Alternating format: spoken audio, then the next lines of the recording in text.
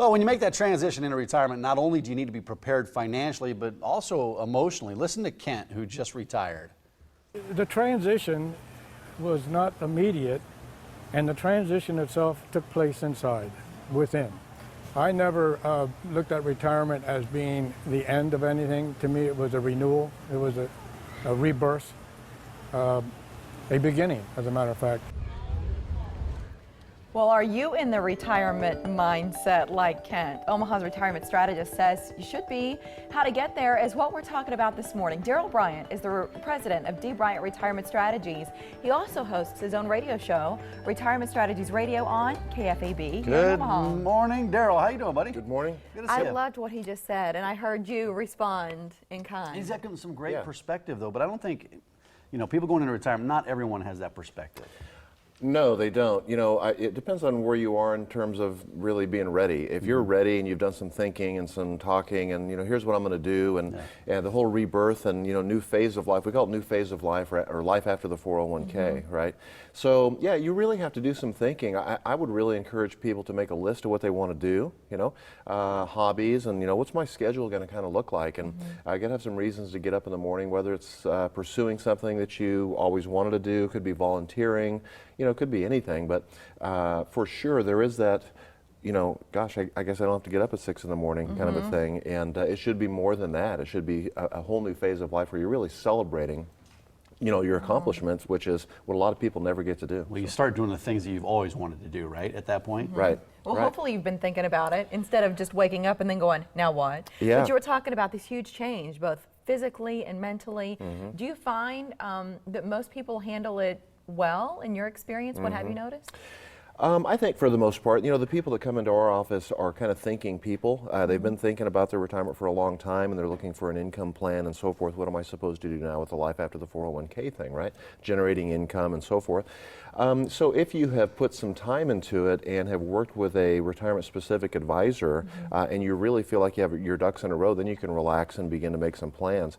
The people that come into the office maybe that have been retired for a couple of years and we've never met them, but they've been retired for a couple of years, and now they're saying, I think maybe I missed the boat here somehow in terms of what my life was supposed to look like or how I was supposed to handle my finances. I'm not comfortable spending anything because I'm afraid that the market, should retreat. I'm going to be stuck in that. So I'm afraid to spend a dime. That's very, very common. So then we have to start from there and say, well, that's okay. Let's just start from now. You're 2 years into retirement, but that's okay. We can still set up an income plan so you can begin to relax. But once you get to that point, what the price tag is on your retirement and where the money is coming from to pay for it, and you have safety valves built in, so that if the unthinkable happens, right, you're not subject to that, or you can pretty much weather anything like if you set up your. 2008. Sure. Yeah. Well, that's a good point, but how far in advance should you start planning for that transition? Not planning for retirement, because most people, hopefully will have been putting money away for many, many years, but that transition, when should you start planning for that transition? Yeah, like you just said, Mike, start really, really early in terms of saving money. You'll have to save a lot less. The transition, I would really start getting pretty darn serious 10 years out. 10 years out, that far, okay. Yeah, because there are some things that you can do at 10 years that will really set yourself up beautifully for that income stream. Can you give us some specifics, like the mental transition at that point, at 10 years, or then even that 7 to 5 year window? Well, that's when I would start making a real, taking a real inventory, not just of your finances and Social Security and pensions, but an inventory of what you want your life to look like, and spend some time on it. Actually, get a pen and paper, and let's make a list of what we'd really like to do, and then put a price tag on each one of those things, and maybe one of those things has to go and you can't afford everything, et cetera, or maybe you can accelerate the process a little bit, start saving a little bit more if you're that motivated, to knock all those things out.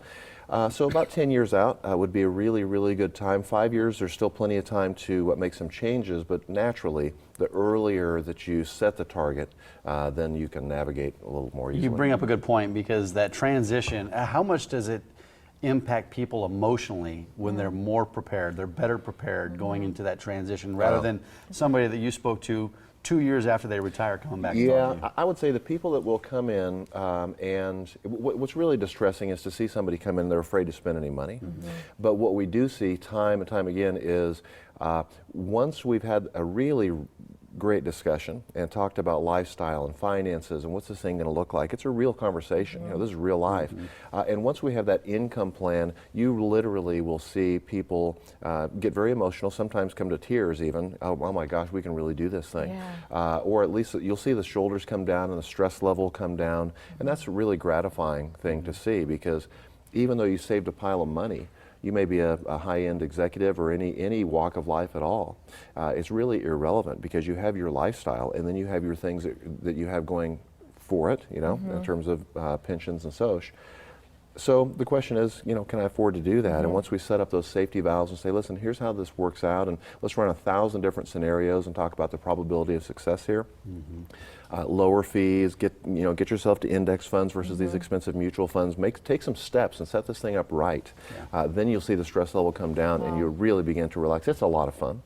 If you would like some help preparing for that transition that we're talking about here this morning, from those working years into your retirement years, call Daryl's office now. If you're one of the first 10 callers to qualify, you'll receive a retirement consultation free of charge.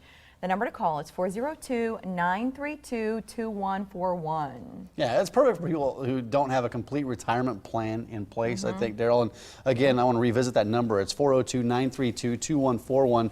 And the first 10 callers are going to receive a retirement consultation with Daryl's team. And if you have a retirement question for Daryl, you can email those questions at omahasretirementstrategist.com. We may actually answer your question right here on the Morning Blend when Daryl comes and visits. So running a marathon, I don't know if you ever tried it. Not going to do that. No? Okay. It's a lot like retirement. We're going to talk about how next Monday when Omaha's retirement strategist returns. Thank you, Daryl. Good to see you. Thank you.